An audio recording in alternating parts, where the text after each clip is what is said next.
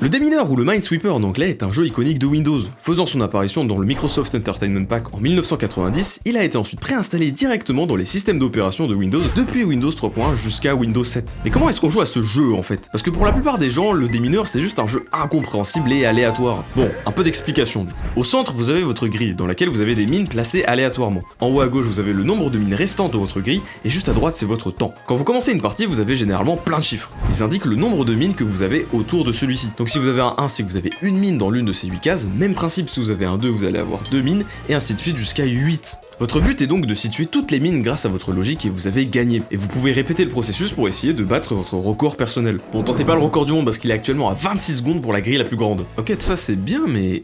Et qui a fait le jeu ?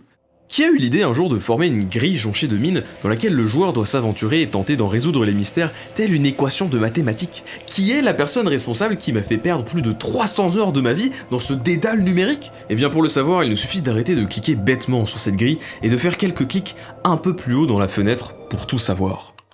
Robert Donner et Kurt Johnson sont les créateurs du démineur. Et après un peu de recherche, j'arrive à rentrer en contact avec Robert Donner. Hey! Allô? Oui, je peux t'entendre. Merci de me rejoindre aujourd'hui. Merci d'avoir créé ce jeu incroyable, où j'ai passé probablement beaucoup trop de temps. Yeah, and I have to apologize for wasting a lot of people's time. Didn't realize how bad it was. Qui êtes-vous, Monsieur Donner? My name is Robert Donner. I grew up in Canada, Winnipeg, Canada, and I worked at Microsoft from starting in 1989. Now I'm a retired programmer. I program for fun. I have a family, and I do a lot of traveling.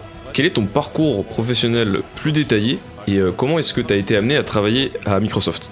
I got a degree in Masters of Computer Science at the University of Manitoba, and after that I did a little bit of consulting work, and I started work on a game with a friend of mine. Have you ever played the board game Risk? We did a good job and managed to sell it to Virgin Games, and so it didn't make us a lot of money, but it was a lot of fun to work on. So basically Risk, and then we did Clue as well for the Apple II. It was out there, it was a lot of fun. But after that I got a real job at Microsoft. That was in 1989. Alors comment toi et Kurt Johnson avez fait ce jeu incroyable?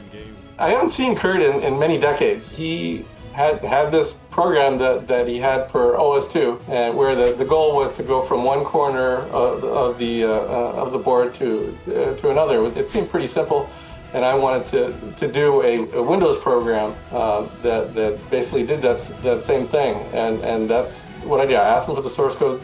But I didn't use any of it. I think I used some of the graphics originally. It was a weekend project. I decided to do it on the weekend. And I learned a little bit about Windows, and I put it out there and gave it to a couple of people to play.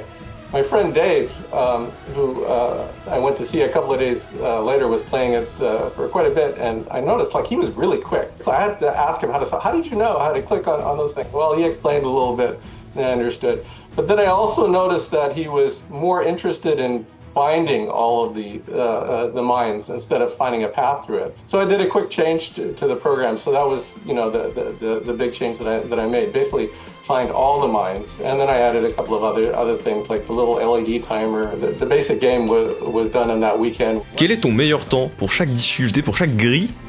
Oh no, I never kept track of that.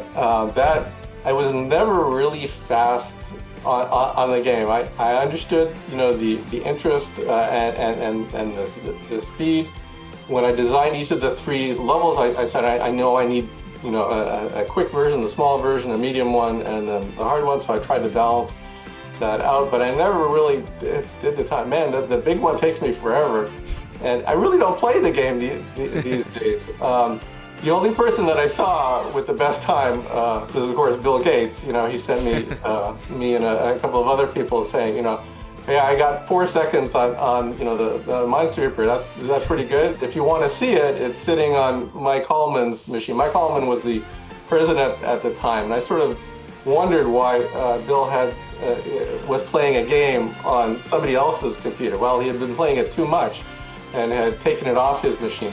Alors est-ce que tu t'attendais à ce qu'il y ait autant de clones du jeu? Donc il y a une version en 3D, il y a une version en hexagone, il y a eu une version Tetris. Donc ouais, est-ce que tu t'attendais à ça quand t'as fait le jeu ou pas du tout? I come from an Apple II game world where there are a lot of games, a lot of people that create. When Windows came up, it's a business environment. There were no games, you know, basically solitaire and reversey. So I was I wanted to have a little more fun with this thing. So I wanted to put a couple of games out there. That's why I did the game. And when I put it out there, I wanted other people to go in and create games. Now, did I care about them cloning myself? Remember, the game is not completely my idea either, you know. So my idea is basically a clone of this pathfinding thing. So if people are cloning the game, that's great, especially if they're adding their own variations on it, which I think is very important. Like a 3D version, I mean, I've heard of that concept, I thought about it, but oh man, that's hard to program. And you said a Tetris version, combining two concepts is like a really interesting idea. When I first saw that, it's more of, it's flattering. I'm impressed that other people can spend it, like the game so much that they decided to do their own version of it, you know. Alors est-ce que tu t'attendais à ce qu'il y ait une telle scène compétitive autour du jeu, et est-ce que tu t'attendais à ce que le jeu devienne aussi rapide? I only heard about the competition after it happened last year, so I didn't realize there was still such an online community, a community of people who are playing this and are so good at it. So this is the second year for this competition. And so I looked a little more and was quite impressed with all the stuff. A lot of smart players out there. People who waste a lot of time. Yeah. Alors, ma dernière question est un peu une question particulière. C'est pas vraiment une question, mais plus un challenge que je te lance. Est-ce que tu veux faire un 1v1 sur le démineur? I have never done this, so this is an interesting challenge. So this is the type of game that I would like to play, because I've had so much fun here with this interview. Normally I don't do interviews, you know, it's like, what do I have to do to play one-on-one? I'm not very confident about my Minesweeper abilities here. Okay, start. Oh damn, what happened? Oh, this is so much fun. Are we playing the same game? Ouais, c'est la même grille de départ. So I basically can watch what you're doing. And you're winning, right, aren't you? Ouais, je viens de le finir. This is the kind of game I wanted to create, you know? Oh man, I died! I think you're gonna win. Ouais, j'ai déjà fini le You already jeu. won. Yeah. This is exactly what I wanted to do, except like I want to put myself out of misery here. You know, I lost, so I shouldn't have to finish the game. Why are they making me finish this game? I hate threes. I hate the number 3. Any other suggestions, Mr. Expert? Toute la colonne de 3 là, tu peux mettre des drapeaux dessus. Genre toute la colonne. Really? Oh yeah, that makes sense.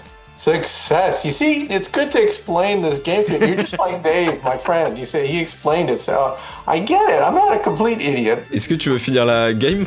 No. It's very addicting. I'll have to admit, I really enjoy playing that game. You could just say you're one of the few people, the only person, in fact, to a creator of Minesweeper at a game that he's always wanted to play. This is like a really good game. Oh, that Happy Face looks really nice. The little Minesweeper guy with the cool glasses. I like that. They did a good job. Est-ce que tu as un mot de la fin à dire à mes abonnés, aux personnes qui jouent beaucoup à Minesweeper ou un truc comme ça? I apologize for wasting a lot of people's time. I understand the game can be frustrating. It's been fun. I'm glad I was able to give this out for free. And if anybody else wants to create a program, that's what they should do. You know, just take something, change it a little bit, add the features that you find interesting. Like with Minesweeper, I added a bunch of stuff, make it better, make it minimal. Make it, you know, just the bare bones. Half the fun was, I thought, was trying to figure out what the game, how the game works. Merci à vous d'avoir suivi cette vidéo jusqu'au bout. Un énorme merci à la communauté Minesweeper d'encore faire vivre ce jeu. Merci à Robert Donner de m'avoir accordé cette interview. Et merci également à Kurt Johnson d'avoir participé à la création de ce jeu simple mais incroyable, qui est malheureusement décédé en 2014 des suites d'un arrêt cérébral à l'âge tragique de 53 ans.